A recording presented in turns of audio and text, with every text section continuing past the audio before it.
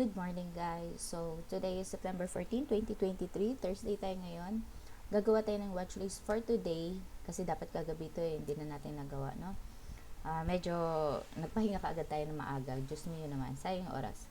Anyway, wala nang sisi-sisi. So, for today, gagawa tayo ng watchlist. Tsaka compare natin kung ano nangyari sa market kahapon compare doon sa watchlist natin na ginawa nung para kahapon.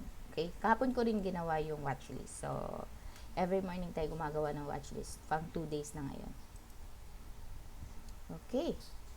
Ngayon, hanapin natin saan ko nilagay yung watchlist natin. Sa FGen yata natin nilagay.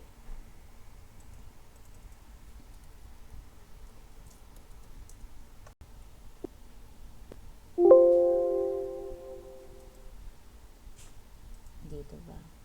Dito ba? Hindi. Kasi sinave ko lang siya sa isang tabi.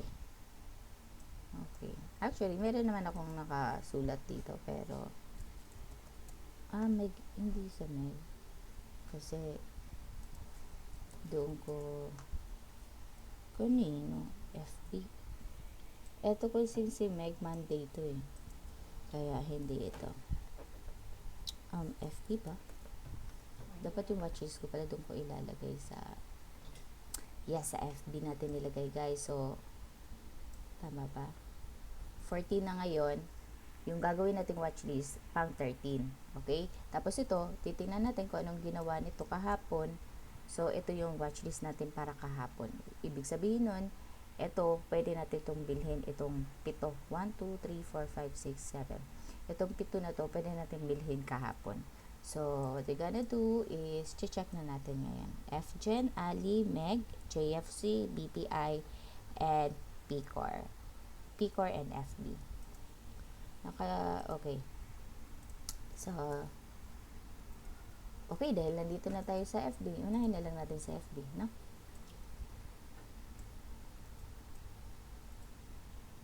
Yan, FB. Maganda pa rin naman siya. Wala siyang drastic move na bumagsak. Wala rin siyang pag-angat. Pero, yan. Neutral lang. Kung bibiling ko to dito ko, ganitong style na gagawin ko sa kanya. Yan. Dito natin, below 200 to. Okay. And then, ito. Kahit dito lang nga lang guys, pwede siya. Nakita ka pa rin. Kahit dito lang sa resistance na to. Okay. Kasi every time na nag-ano ko, bibilangin ko yan. Kunyari, 5.76% yung risk ko. Plus 120, it's because of the tax. So, yan. Save nga natin yan. Ganyan ko siya bibilhin. Ganyan lang siya kadali. Kadali. Ganyan ko lang siya, ganyan yung ko sa kanya. Okay. Bakit ito? Kasi may may dividend to sa November. Ayan. May dividend siya sa November, 0.40, lagay natin. Ilang din to? 4 times a year to nagbibigay ng dividend, guys. Kaya, kapag sobrang mura nito, better din to for, talaga, i-invest mo talaga for dividend lang.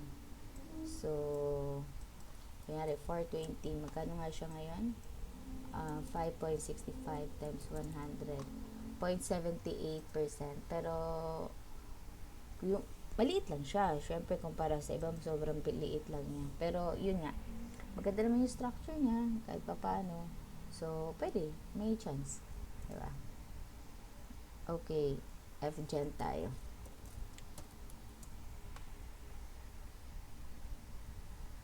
So, ito rin yung plano natin kay FGen.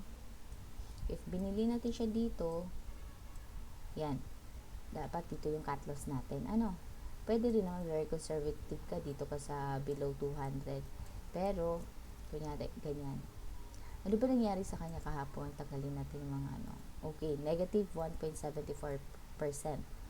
Tapos, medyo may pagpula talaga siya kahapon. May pagpahinga talaga siya kahapon. So, doon sa watchlist ko nga pala guys, wala tayong nabili kahapon. Kahit sa virtual, wala tayong binili. Kasi nga, karamihan nito, balik tayo ulit, okay. Karamihan nito, reason bakit hindi ako Yung totoo. Nasaan na sila? Ito. Ito. Karamihan dito, kung titingnan mo, big cap, diba? Nasa index, Ali.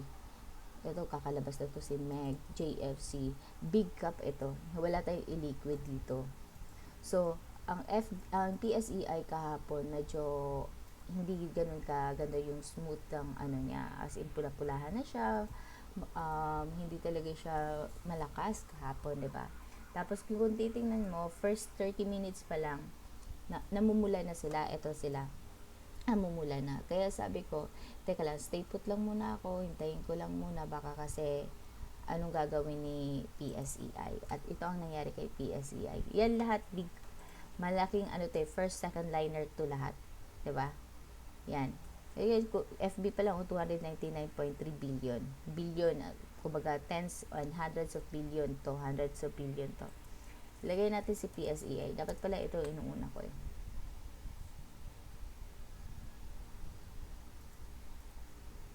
Okay, PSEI. Ito yung nangyari kay PSEI kahapon. Okay. Okay, kwento ko lang ulit. Ito yung baling nagawa ko ng big range dito. Ito yung box niya, yung puti. Ito ang big box na to, big range na yan. So, nasa below 50 siya. Para siyang si SM, galawang SM to. Ganito yung tsura ng SM. Below, PSEI para si SM pala ang kapareha. Okay. Galawang SM siya. Below 50 siya. Pero, ang inaano natin sa kanya, even though the below 50 siya dito, pwede pa rin natin itong i-considered as, baka ito yung magiging support niya kasi ito yung ini-emulate niya or ito yung ginagawa niyang support, no? Pwede yung ganon.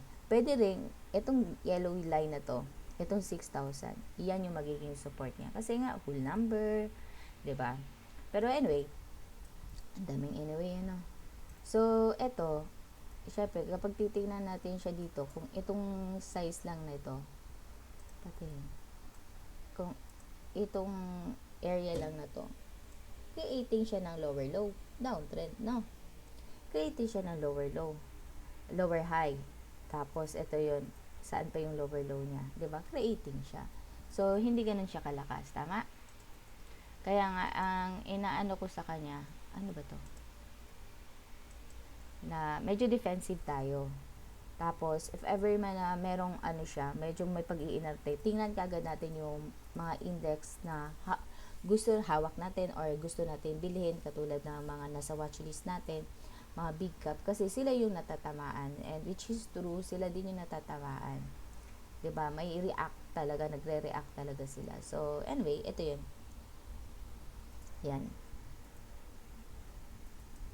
Ito yung bali ang natin sa kanila kahapon na if ever man baka umangat pa to, at saka dito siya matamaan sa 50, EMA 50, diba? Yan yung magiging resistance niya. Kung hindi naman, itong area na to, itong DB50 na line, okay, DB50, pero wala siyang ginawa, kundi yun, tigas ang ulo niya, bumagsak siya.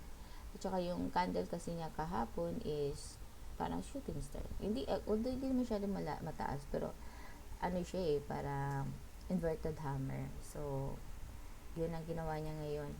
Pero huwag tayo magpapakasiguro kung diretso bagsak ba to or baka dito lang siya maglalaro sa box na yan. Pero kung meron tayong nakikitang near support talaga na 6,000.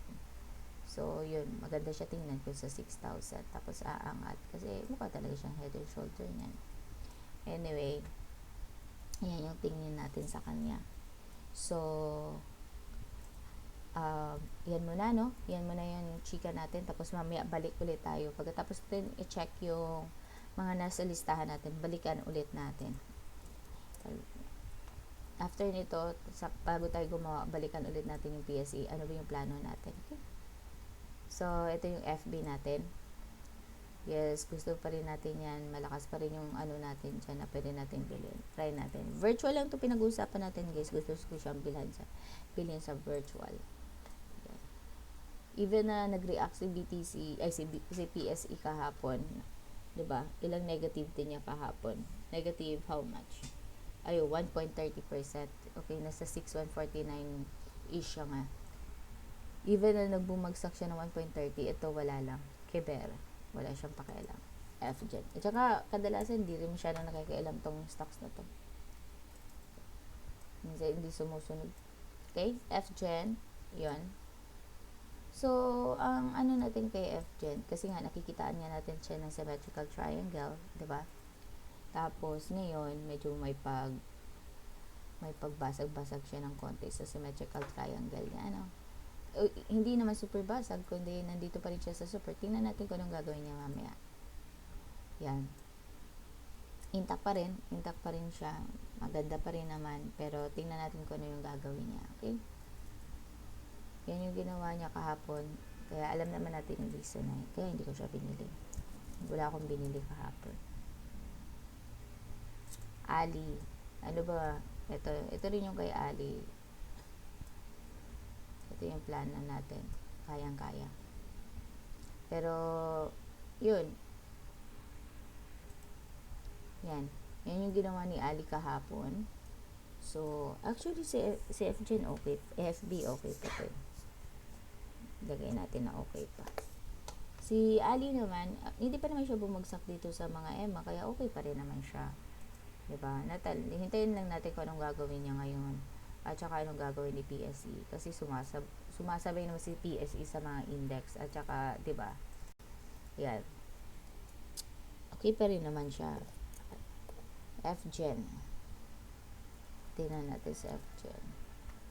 Ay, galing natin kay FGen. Okay pa rin si FGen. Meg. Yung totoo. Ano ba? Nagahang ba ako?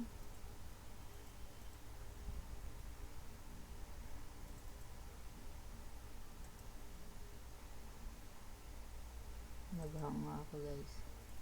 Punta tayo sa Meg.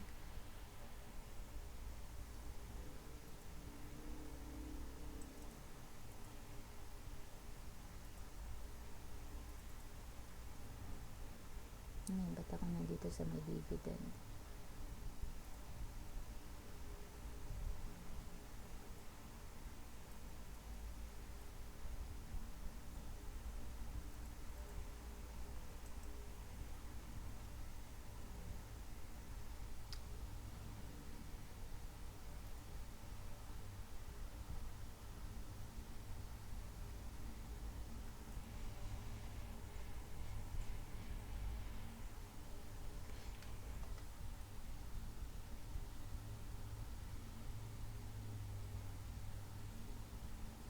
Hintay lang, guys, sorry.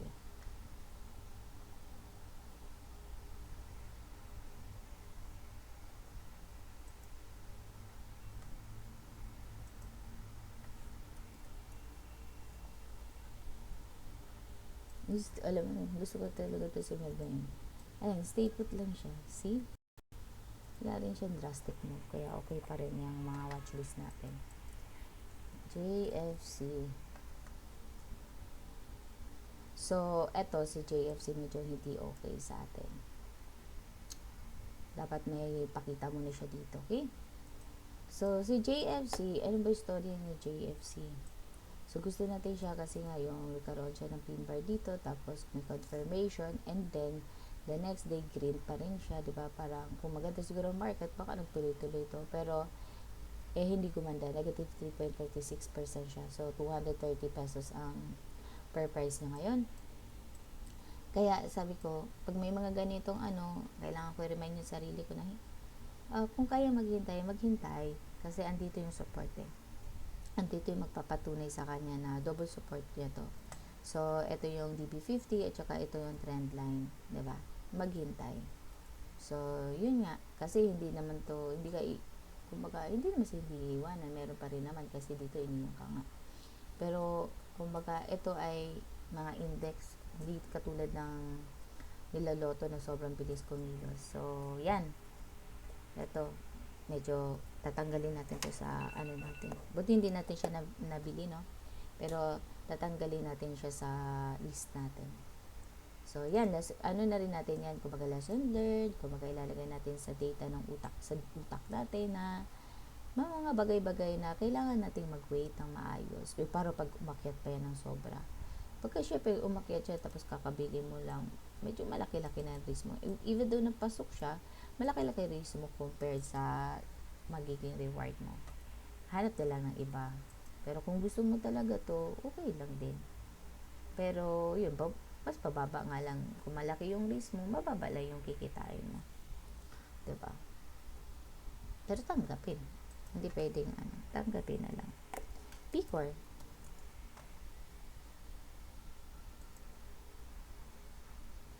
Yan, pasok pa rin naman to. Pasok sa panga pa rin to. Kung titignan mo talaga siya sa totoo, unang tingin, head and shoulder. Nasa top pa, nag-rally head and shoulder. Pero, pwede ko rin siyang, may pag ganito kasi siya. Diba? So, pwede ko rin siyang gawin. Actually, hindi naman talaga ito yung ganyan. Dapat yung symmetrical, diba? Yan diba? Kumusta naman? Ganito yun na lang natin para kapani-paniwala. Tapos, nandito siya sa inuno ko pala to si guys. Ngayon ko lang nakita yung fair value niya is 350. Kahit umangat yan, wala tayong pakailan. Tanggalin natin siya guys, na now we know.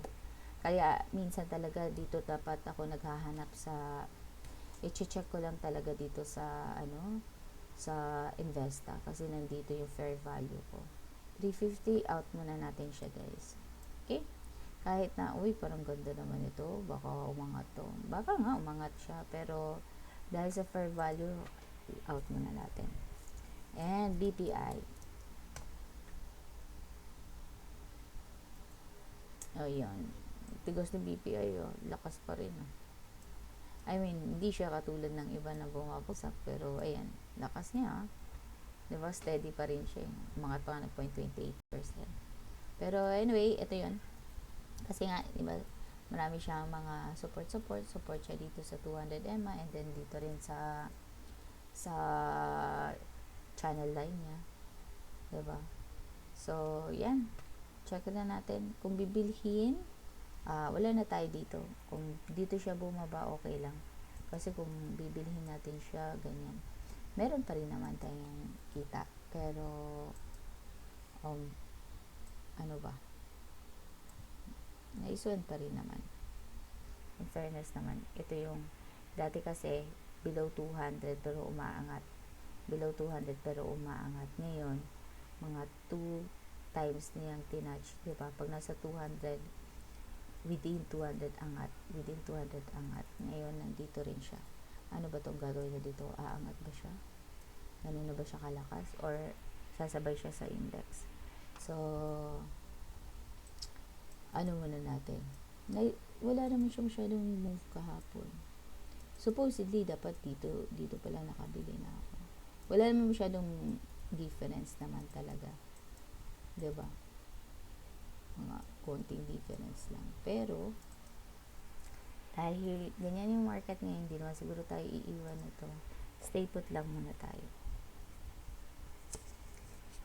So, dyan may pag-asa pa. Si Ali meron din. Si Meg meron din. Si BPI meron din naman. Pero, filter na natin yan.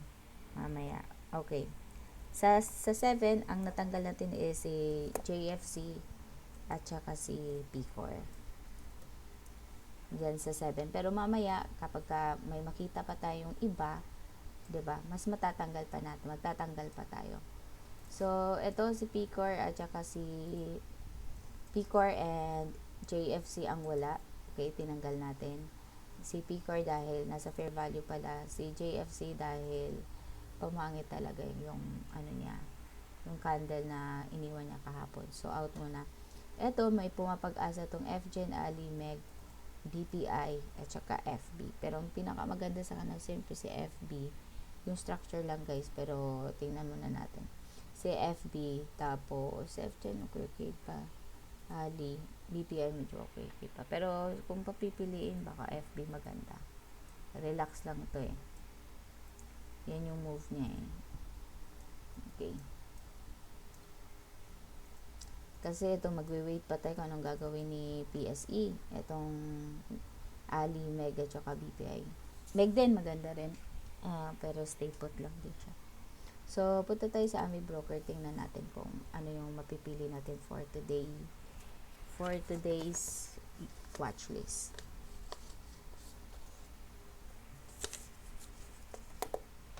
Okay? Bale, inayos na natin ito kagabi, diba? So, hanap na lang tayo mabilisan. Wala yan. SSP, okay sana to. Kaso, ano nga yung reason ko dito? Yung technicals. Yan. Hayaan natin. Tingnan natin kung tama yung sinasabi ni Wanis. Siri.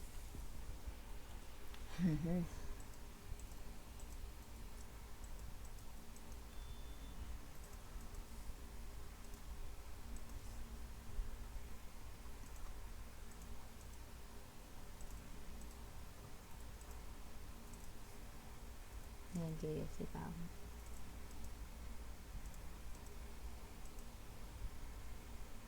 Maganda pa rin si BPI Juice, no?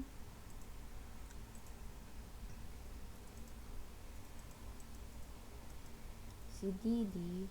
Ganda ni Didi, in fairness naman, ha? Kulang lang sa volume, literal. Pero ang ayoko lang dito, nag-range kasi siya. Pero ganun din, nag-range din naman dito bago siya umangat eh. So, tingnan muna natin kung ano pa yung kaya niyang ibuga. Pero maganda siya, in fairness naman. At saka, meron siyang October na dividend. Pati yun nga, magkano nga yung dividend nito pag October?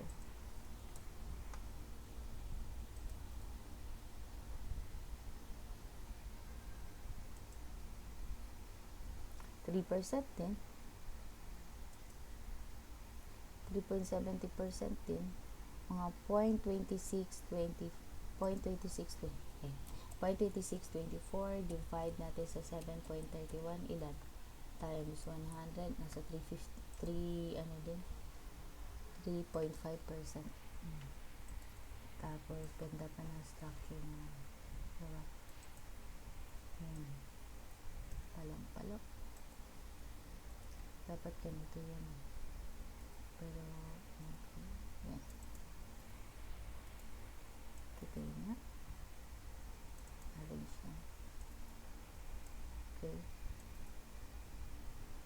Nag-box din naman to bago umangat. So, yan. Paano muna natin kung saan siya hinto. Pero next month na yung dividend nito.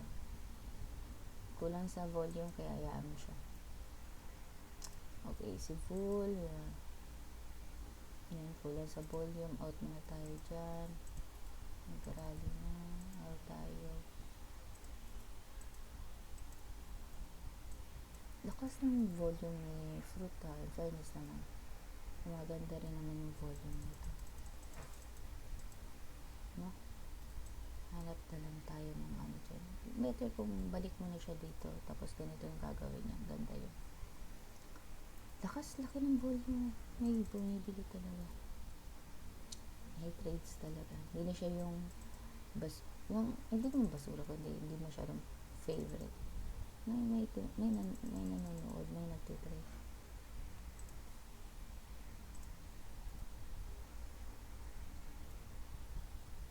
Refugee. Okay. Costco. Parang tanggalin muna natin sa F-Gen guys, no? Medyo hindi ko gusto yung pag ganyan bukas na natin yan desisyonan.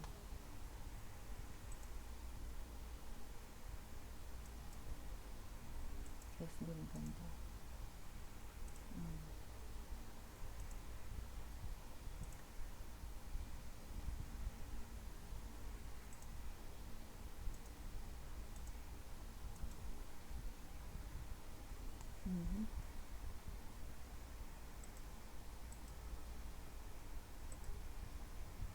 Sobra talaga ito si SFB. May gustong puntahan. Saan ba yung kaya niya pang murang level? Ito. How much? 60? 61?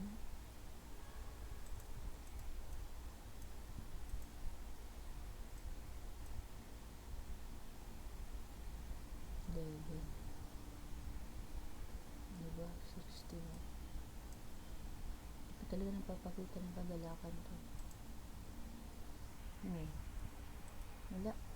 Wala pa tayong gustong ayan na natin siya. Ito yung virtual trade ko.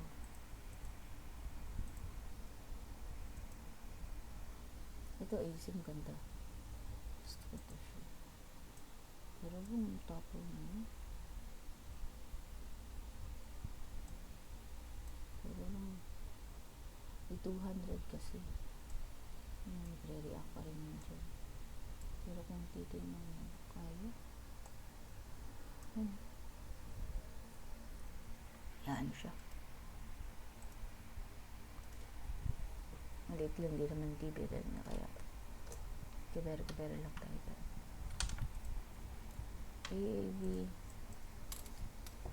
ano na natin yan. Meg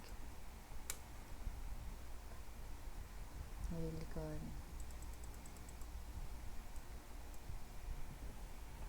Wilcon pwede natin ilagay guys. Anong gagawin niya ngayong araw na to? Ayun natin, tingnan natin mamaya sa kabila.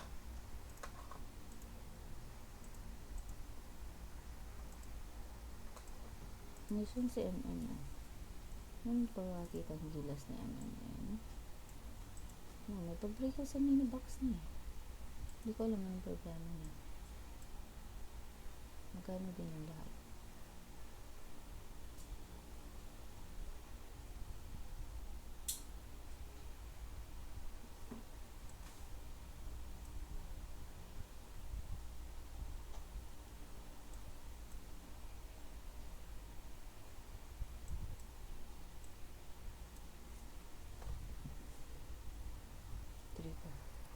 Meron. Pagpasok dito, yaan natin anong reaction niya dito. As of now, stay put lang tayo, tingin-tingin lang tayo.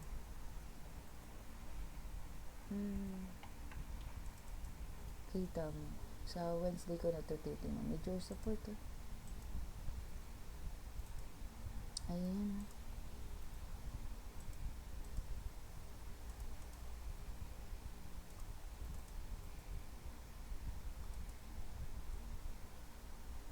Ganda ni web meron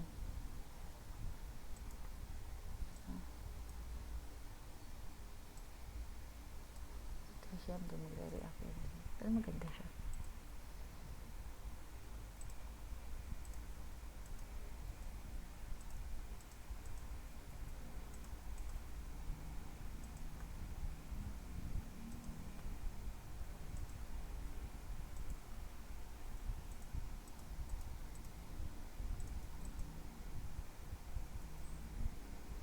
Yung BPO.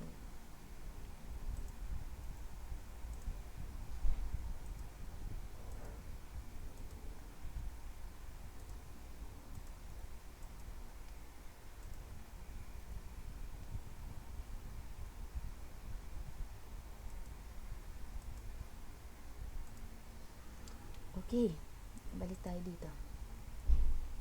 Para nakitaan lang natin ng maganda Wilcon.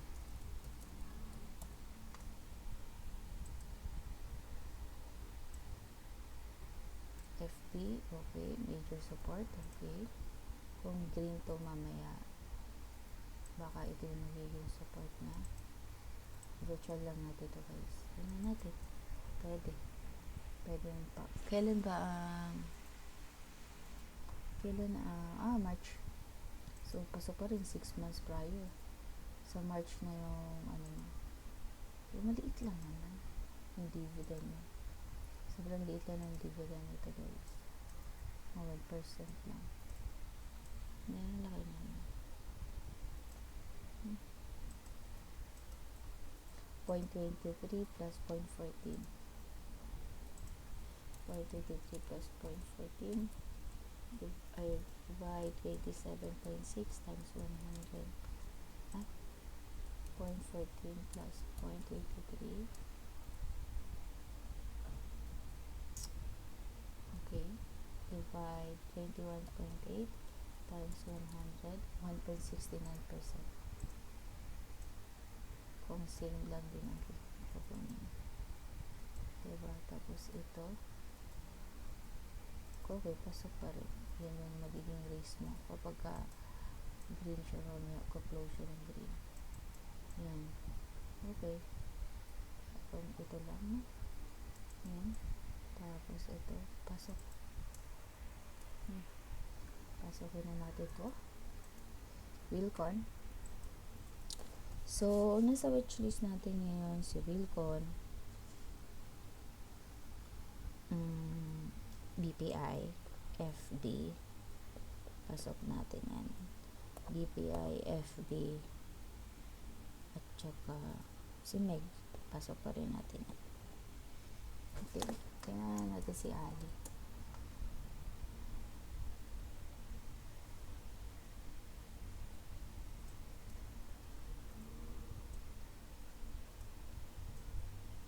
Okay, pasok pa rin natin si Ali. Okay. So, lagay na natin siya dito sa Ali. Dito natin ilagay yung watchlist natin. Watchlist. 9, 14. 14 today. 13 pala. Kasi ito yung kahapon. Tapos, Wilcon. Pakunti lang pakunti yung ano natin guys Wilcon, BPI, index ng tayo ngayon. BPI, FD, MEG, and Ali. So, yan. 1, 2, 3, 4, 5. 5 lang guys. 1, 2, 3, 4, 5. So, ito yung watchlist natin guys. 5. Konti lang siya. Tsaka, yan. Sobrang konti lang to. Save natin. Tapos, tingnan natin si PSEI. Ito iba recycle. 1, 2, 3. 4 na recycle. Tapos, may bago tayong pinasok ngayon, which is Wilcon.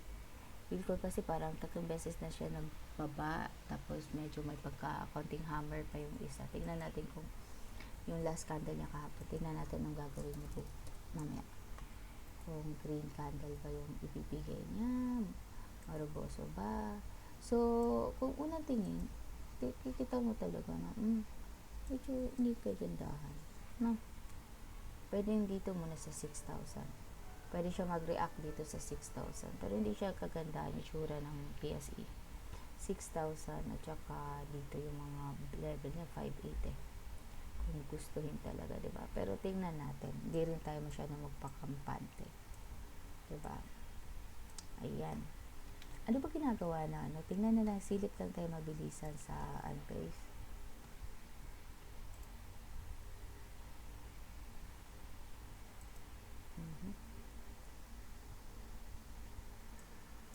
Ano ba?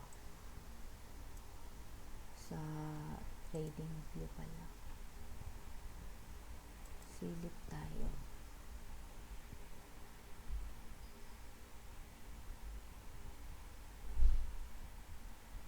Silipin natin ang mga US something.